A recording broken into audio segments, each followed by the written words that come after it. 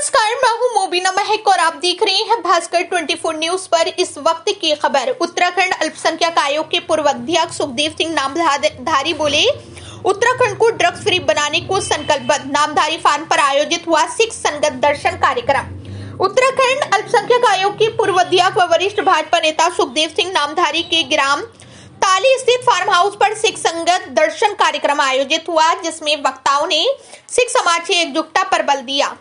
नामधारी ने मोदी व धामी सरकार द्वारा सिख समाज हितार्थ किए गए कार्यों को विस्तार से रखते हुए कहा कि बाल दिवस गुरु तेग बहादुर जी का 400 साला पर्व, गुरु गोविंद सिंह जी का 350वां प्रकाश पर्व पूरे देश में मनाया जाना, करतारपुर कॉरिडोर खुलवाना, काठगोदाम से अमृतसर रेल संचालन मोदी सरकार की देन है। वहीं उत्तराखंड के युवा मुख्यमंत्री पुष्कर सिंह धामी ने सिख मैरिज एक्ट लागू कर व रीठा साहिब को सीधी सड़क का निर्माण करवाकर सिख समाज का दिल जीता है। युवा मुख्यमंत्री पुष्कर सिंह धामी की अगुवाई में सूबे की भाजपा सरकार जीरो टॉलरेंस की नीति पर लगातार कार्य कर रही है। सरकार द्वारा संचालित विभिन्न विकास योजना और कार्यों का लाभ अंतिम व्यक्ति तक सही तरीके से पहुंचे, इसे प्राथमिकता में रखकर धामी सरकार कार्य कर रही है।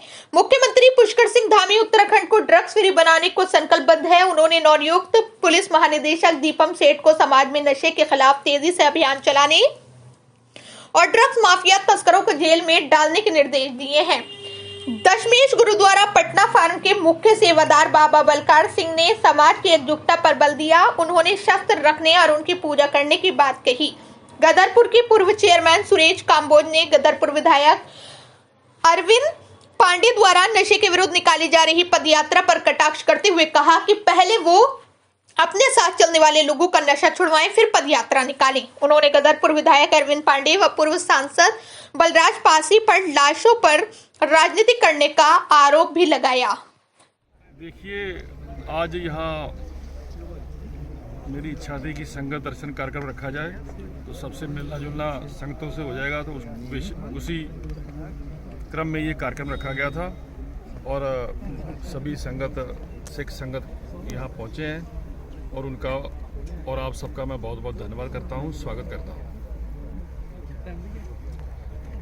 बाकी जो भी विषय हैं हमारे, उसके बारे में हमारी केंद्र की सरकार, हमारे मोदी जी हमेशा समय समय पर जो भी हमारी समस्याएं हैं सिखों की, उन्होंने हमेशा उनको हल करने की कोशिश की है और उनको हल भी किया है। और कई ऐसे कार्यक्रम हैं और कई ऐसे जो कई सालों से जो काम नहीं हुए थे वो मोदी जी ने सिखों के लिए किए हैं। उसमें मैंने आपको भी बताया है, जैसे करतारपुर कॉरिडोर मोदी जी ने खुलवाया और गुरु गोविंद सिंह जी को, हमारे जो छोटे साहिबजादे थे, उनका जो है बाल दिवस के रूप में एक सरकारी कार्यक्रम की घोषणा की जो हर साल पूरे देश में मनाया जाता है। गुरु तेग बहादुर जी का 400 साला वहाँ लाल किले में चांदनी चौक के सामने जहाँ उनकी शहीदी हुई थी, वहाँ वो उनका 400 साला मनाया गया। ये पटना साहिब में गुरु गोविंद सिंह जी का 350 साला मनाया गया, वो भी एक सरकार ने उसमें पूरा सहयोग किया। तो हर समस्या पे मोदी जी गंभीर हैं। और उसके बाद हमारे प्रदेश में जो सरकार है भारतीय जनता पार्टी की, हमारे मुख्यमंत्री, युवा मुख्यमंत्री, जुझारू मुख्यमंत्री पुष्कर सिंह धामी जी प्रदेश में सरकार चला रहे हैं, मुख्यमंत्री हैं, बहुत अच्छा काम कर रहे हैं और इस हमारे ज़िले के इस तराई के रहने वाले हैं और सभी समस्याओं को समझते हैं और उनकी तरफ से लगातार विकास के कार्य किए जा रहे हैं और प्रदेश निरंतर विकास की गति से आगे बढ़ रहा है। और जो बात हमेशा नशे की आती है, उसके लिए भी उन्होंने टास्क फोर्स और बहुत ही सख्त दिशा निर्देश दे रखे हैं कि हमने इस प्रदेश को नशा मुक्त करना है और जितने भी नशा के कारोबारी हैं उनको पकड़ा जा रहा है, जेल में भेजा जा रहा है। मेरे पास डिटेल है, मैं सभी आपको दे दूंगा। अभी करोड़ों रुपए के ये 3 महीने में, जब से ये हमारे कप्तान साहब ने एसएसपी नए आए हैं मणिकांत मिश्रा, 3 महीनों में इन्होंने कई हेरोइन, गांजा, अफीम के तस्कर और ये सब पकड़ के करोड़ों रुपए की ये बरामद करके लोगों को जेल में डाला है।